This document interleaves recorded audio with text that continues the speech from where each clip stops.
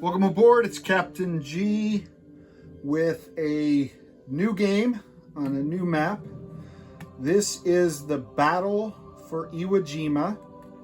It's a game that was put out by General 6 Stars, I believe. You can see it's not a very big map, which is nice. You don't need tons of space. It fits on most tables. I've not played this yet. I just got this and set it up this afternoon on the GAO's table. The captain's table is fully occupied with my current Global War 1985 game.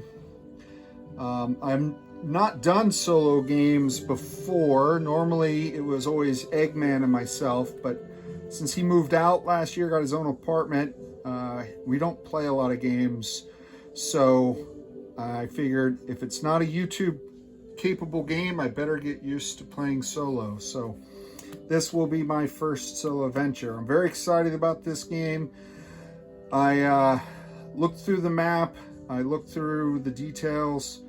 I was impressed by a few things that General 6 Stars had done as far as the geography of Iwo Jima, the beaches, well researched, as far as the color assignments that the Marines gave to each beachhead, Mount Suribachi down here, the different hills, Hill 380, Hill 372, Hill 185, 155, etc.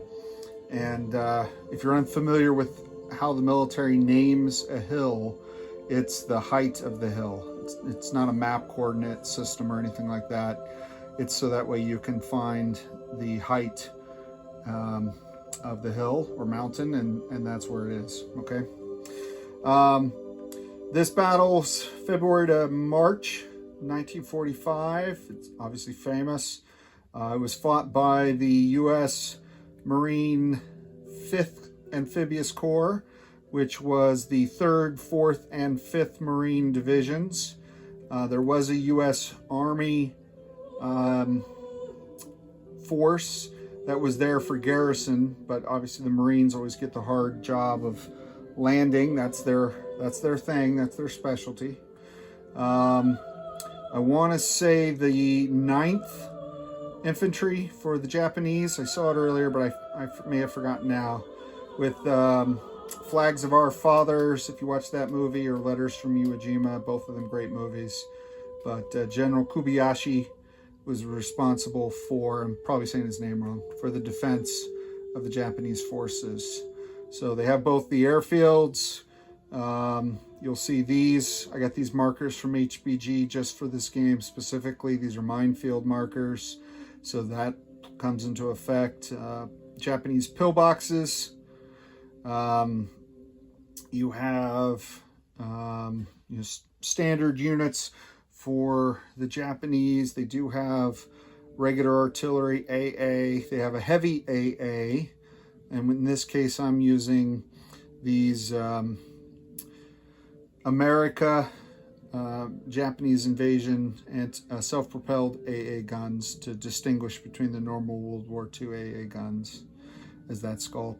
They do have the pillboxes. One thing that they have in this game that they didn't have on the Okinawa game that Egg and I played are these tunnel systems. And you can, I think you can see it. Let me bring you down because I want to show you some of the units anyway. So, see it in this angle. Hopefully you don't fall off the map.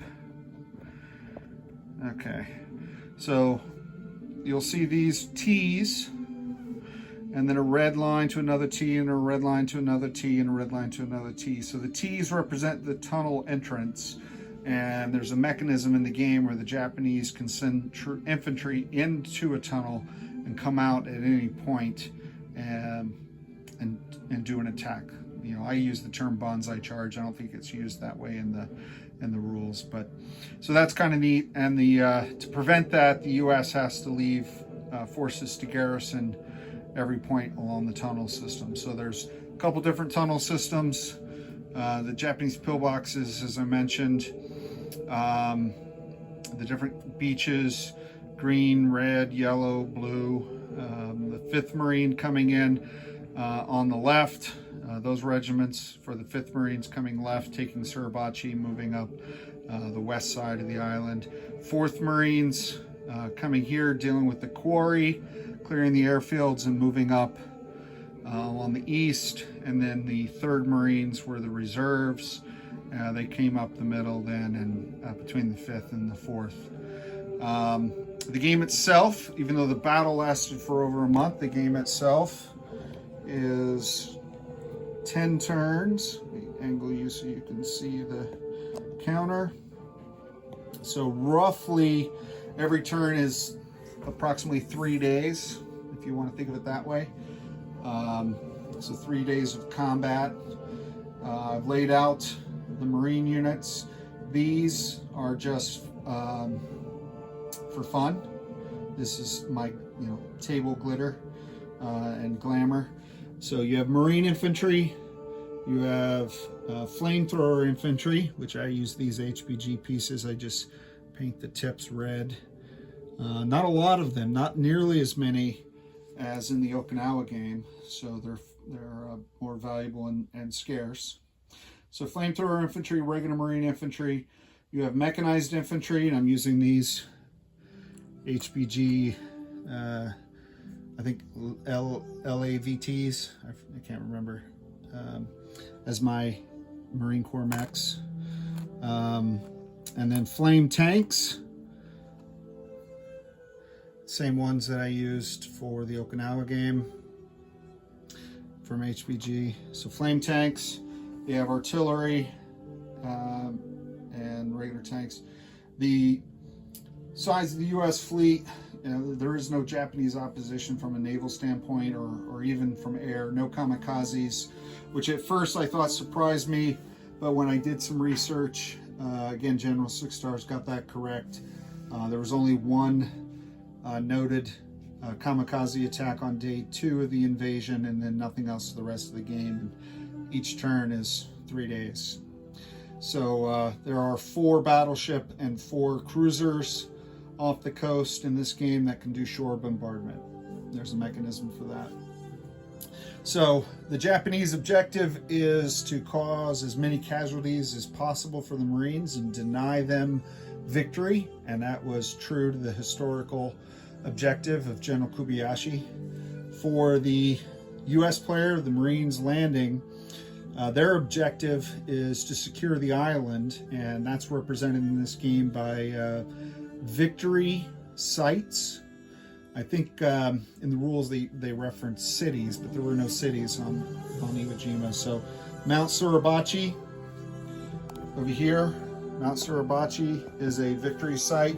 Let me put you up to higher elevation again. You could, sorry, I hate twisting this because that probably just everyone cocked their heads on their phone. So Mount Suribachi, both airfields. These 4 green victory locations, so 1, 2, 3, 4, 5, 6, 7, and then I've covered up the name. This red circle in the center, Motoyoma or something to that effect. So that's what the Marines have to secure. They have to secure all those points. Interestingly, these beaches are outlaid. There are another set of beaches, purple, brown, white, orange beaches, but it was part of a plan that the Marines had, and they chose not to land here. They chose to land on this beach all at once. And the game starts with the Marines landing on the beaches unopposed, which is really what happened. And then the first thing we do in turn 1, round 1, are the Japanese artillery attacks. So we'll roll a bunch of attacks, the Marines will take casualties, and then behind the actual beaches are the beach heads. So these guys are in the pipeline. So where there's space, they'll move forward. There is a stacking limit. I want to say it's 12, but I don't have that in front of me right now. So you'll move those forward, and then the reserves, you can move forward into the beachhead. As in Okinawa, the U.S. air power is overwhelming. So what General Six Stars did to represent that in this game is he gave the Marines 5 fighters and 3 tactical bombers that are sent out on missions. You don't have to worry about preserving your strength. You're going to get 5 and 3 every turn. So whether they survive the mission or are shot down, you're going to get 5 and 3 off the map next turn to fly them in. So that's pretty interesting. The other thing are the Japanese tanks, to represent the fact that Kobayashi he buried them and used them as defensive positions and just used the cannons. So they're basically like artillery. They cannot move them, which is interesting. And what else? The minefields, the pillboxes, AA, heavy AA. There are 2 fighters on the map, but they don't move, which I thought was interesting. I haven't found anything that referenced Japanese fighters being on the island, but they did have 2 airfields, and we're trying to build another one, so it makes sense, I guess. I just haven't found anything on that yet. So this is it. I'll do updates every turn. I might actually show some of the gameplay if you've never seen this before. Like I said, it's new to me as well. Don't try to learn the game from me, because I'm apt to make a mistake. But I'll be more than happy to share with you what I do and what happens. So with that, I'm going to go ahead and get started. This is the intro video. This is Captain G, over and out.